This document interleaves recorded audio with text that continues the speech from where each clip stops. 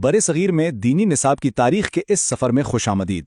आज हम बात करेंगे उस बुनियाद की, उस इब्तिदाई ढांचे की जो सूफिया किराम की खानकाहों ने रखी। तो आइए देखते हैं कि इल्म और अखलाकी तरबियत का ये निज़ाम आखिर बना कैसे था। तो सबसे पहला और बुनियादी सवाल यही तो है कि बर्रे सगीर में इस्लामी तालीम की जड़ें आखिर हैं कहाँ? ये जो इतनी बड़ी इल्मी रिवायत है, इसकी शुरुआत कहाँ से हुई? इस सवाल का जवाब ढूंढने के लिए हम इस सफ़र को 5 हिस्सों में तकसीम करेंगे। सबसे पहले हम देखेंगे कि खानका और तालीम का आगाज़ कैसे हुआ, फिर सूफिया के उस्ताद वाले किरदार को समझेंगे, उसके बाद खानकाओं के निसाब में झांकेंगे कि आखिर पढ़ाया क्या जाता था, चौथे नंबर पर अहम शख्सियात और किताबों पर बात होगी, और आखिर में हम देखेंगे कि इस पूरे निज़ाम ने पीछे क्या मेरास छोड़ी। तो चलें अपने सफ़र के पहले हिस्से से शुरू करते हैं, खानका और तालीम का आगाज़, यानी वो 2 सतून जिन पर इब्तिदाई तालीम की इमारत खड़ी हुई। ये टाइमलाइन हमें बताती है कि ये कहानी कितनी पुरानी है। देखें, इसका आगाज़ 629 ईस्वी में केरला की चिरामन जुमा मस्जिद से होता है, जो कि कम्युनिटी लर्निंग की एक इब्तिदाई मिसाल थी।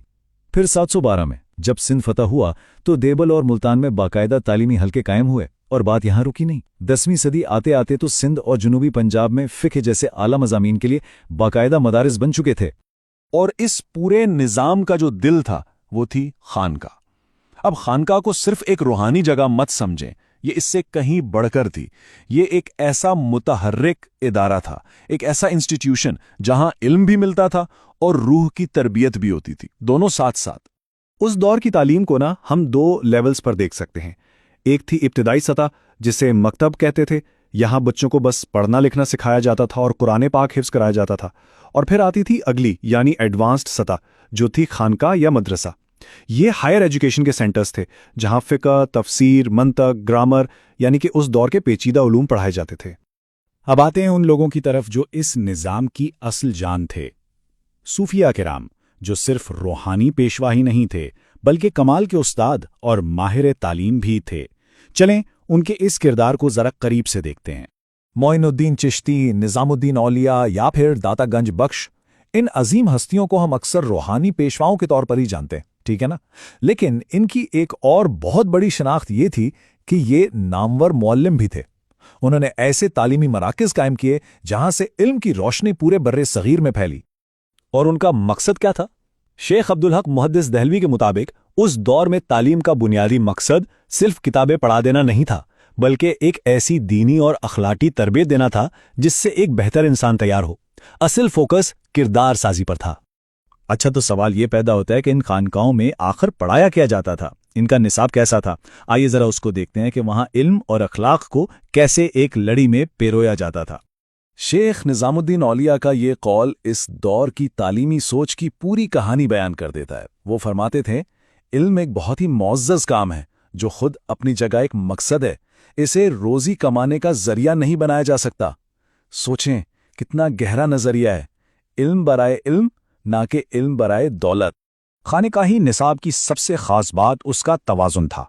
आप यूं समझें कि ये 2 चीज़ों का एक खूबसूरत इम्तिज़ाज था। एक तरफ इल्म यानी एकेडमिक नॉलेज, और दूसरी तरफ तरबियत यानी रूहानी और अखलाकी नशोनुमा। यहाँ पर सोच की गहराई को रूह की पाकीज़गी से अलग नहीं किया जाता था। और एक और बहुत अहम उसूल था, जैसा कि शेख नसीरुद्दीन चिराग दहलवी ने फरमाया कि इल्म का मकसद अमल है। मतलब जो कुछ सीखा है वो सिर्फ दिमाग में न रह जाए, बल्कि आपके अमल में, आपकी जिंदगी में नजर आए। नॉलेज को एक्शन में बदलना ही असल मकसद था।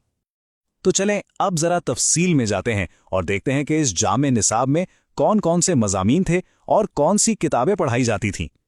ये फहरिस्त देखकर वाकई हैरत होती है। ज़रा इन मज़ामीन की वुसअत तो देखें। एक तरफ फ़िक़्ह और तफसीर जैसे दीनी उलूम हैं, तो दूसरी तरफ अरबी ग्रामर, मंतिक और फ़लसफ़ा भी शामिल हैं। और बात यहीं ख़त्म नहीं होती, फ़ल्कियात और रियाजी यानी साइंस को भी उतनी ही अहमियत दी गई थी। ये इस निज़ाम की गैर मामूली जामियत को ज़ाहिर करता है कि दीन और दुनिया को अलग अलग खानों में नहीं बांटा गया था।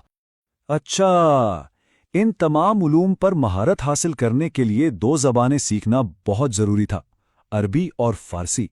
ये ज़बानें सिर्फ इल्म का दरवाज़ा नहीं थीं, बल्कि इनके ज़रिए तुलबा ईरान और वस्ती एशिया की वसी इल्मी और सूफ़ी रिवायात से भी जुड़ जाते थे।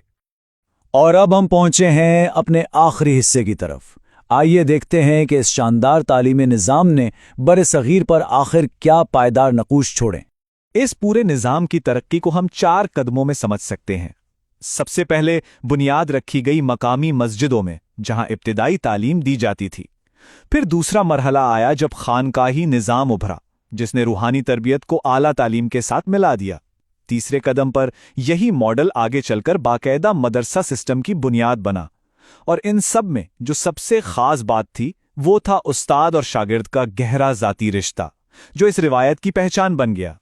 تو آخر میں خانقاہی نظام نے بر صغیر کی فکری اور ثقافتی تاریخ پر جو گہرے اثرات چھوڑے وہ کیا تھے؟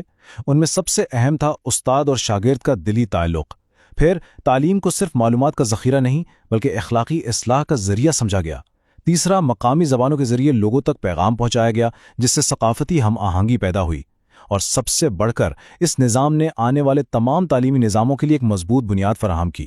اور آخر میں ایک سوال میں سب کے لیے چھوڑ کر جا رہا ہوں، جس پر ہم سب کو سوچنا چاہیے۔